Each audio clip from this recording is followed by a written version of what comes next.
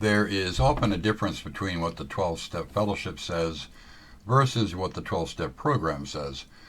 Sometimes the differences are inconsequential, but sometimes they are serious distortions and lead new members in the wrong direction.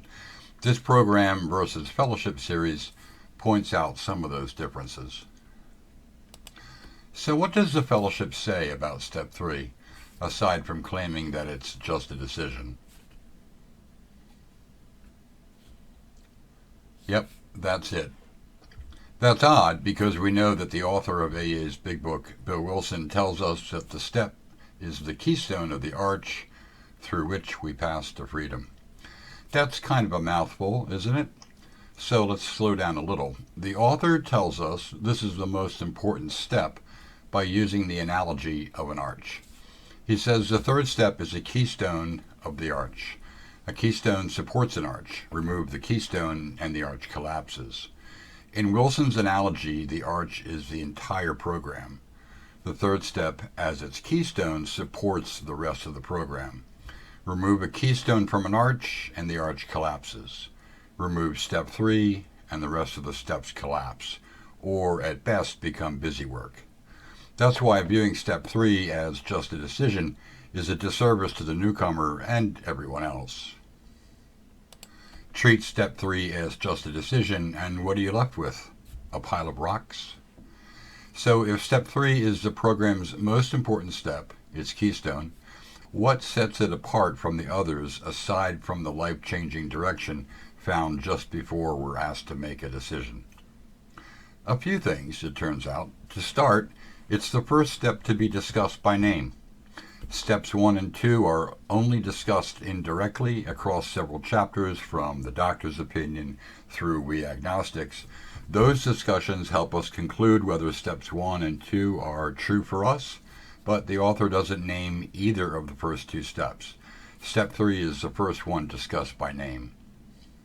Next, step 3 is the only step that doesn't begin with a reference to a prior step. Every other step is either directly or indirectly introduced to us using the prior step or steps for context. Here are some examples. For the opening of step 4, the author writes, "Though our decision is a crucial and vital step," which is a reference to step 3.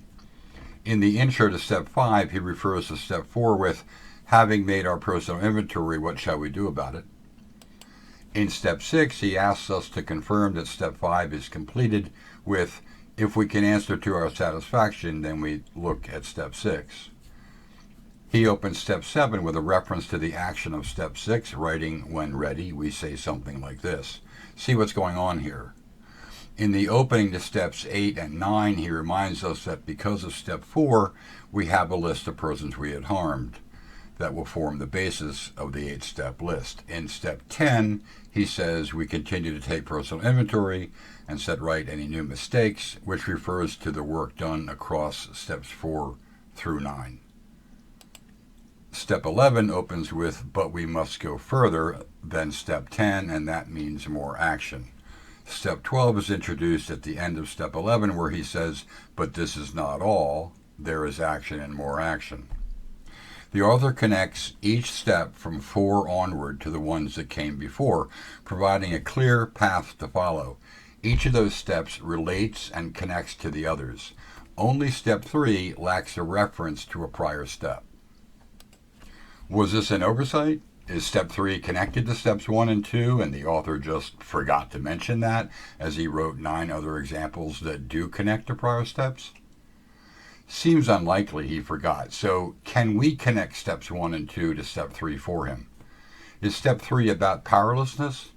Well, funny you ask. Despite one 12-step fellowship making an enormous production of step 1, and therefore raising the idea of powerlessness to iconic heights, step 3 isn't about powerlessness. Powerlessness is an idea limited to our inability to stop drinking. So let's scratch powerlessness. Is step 3 instead about arriving at a conclusion that there's a solution? No, we're at step 3 because we've already come to believe there may be a solution. Remember that step 2 asks only that we're willing to believe this is possible, not the nitty-gritty of who or what or how and so forth. So it seems unlikely that step 3 is resting on steps 1 and 2. So what's going on? How do we make sense of it as the keystone step of the entire program if it stands separate from the other steps? Remember that step 3 shows up in chapter 5, and that chapter is called How It Works. It's easy to conclude that How It Works is a reference to the entirety of the program because it's the chapter in which all 12 steps are first revealed to us in their short form. But is that really true? We know that steps 3 through 12 all have specific directions to them, but the 5th chapter only reviews step 3 through 5. So unless the AA program is really about 3 steps, not 12 steps, then maybe the author is going to tell us how this whole thing works right now at step 3. Are there any clues that this may be the case? Yes, there are, but let's first look at why, absent the attention it deserves, step 3 gets morphed into meaninglessness. Aristotle once coined the phrase, nature abhors a vacuum. And while physics has since discovered that there are a couple of exceptions to that rule, it's worth looking at step 3 for a moment as a potential vacuum. With the other 9 steps connected to their predecessors, the reader isn't given much room for coming up with their own ideas about why the current step is needed, or how it came to be, or how to go about it. Steps 4 through 12 are directly connected to each other as a logical sequence of actions. There's no lack of context, no vacuum, no space to fill, no guesswork required. But taken as just a decision, step 3 becomes a standalone step that we're free to understand in whatever way we wish, free to hope that the decision itself will somehow change our lives and solve our problems. If you've ever been to a step 3 topic meeting, you have witnessed nature abhorring a vacuum. Fortunately, though, the author had other ideas and goes to great lengths to not only explain what it means to turn one's will and life over, but also how to go about doing that. Put away the vacuum. If you want some more details about that process, check out episode 2. It's the most important part of the most important step. The final way that step 3 can be seen as the program's keystone is in how it's constructed. Unlike any other step, it's presented to us in 2 parts. It's the only step in the big book laid out that way. The author says, being convinced we're at step 3, and then later says we're now at step 3. How does that stack up against other steps with multiple parts? Are they introduced in the same way? Step 8 has 2 parts. It requires us to make a list and then get willing to make amends, but the author doesn't say we were at step 8 for the list and then we were now at step 8 for becoming willing to make amends.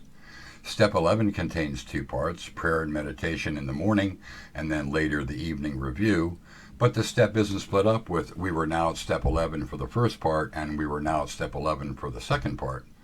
Step 12 has 2 parts, carry the message and practice these principles in all our affairs, but the author doesn't make a distinction between the 2 parts. In introducing step 12, he just says the next chapter is entirely devoted to step 12. So what do we make of this? If there are multiple steps with 2 parts in them, but only step 3 is laid out to highlight the separate parts, what does that say about the step? Does our decision require a new way of seeing life, a shift in perspective perhaps, before our decision can be made? Is a new approach to life required to commit ourselves to the rest of the process? The author doesn't just quickly refer to something that precedes this step. He writes almost 3 pages explaining what to do and why. He introduces the step twice because there are 2 discrete parts to it. The first part is the action. The second part is the decision that springs from the action. Let's put it another way. The program of AA claims that selfishness must be destroyed and replaced with selflessness. The direction for how to accomplish that, at least to the best of our ability and our degree of willingness, is contained in step 3. If we dismiss that step as just a decision, we are left without the means to achieve the goal. So in the chapter called How It Works, the author does tell us how it works, tells us how the whole program works, what its success is based on. You can find out how yourself on page 62, where he writes, this is the how and the why of it.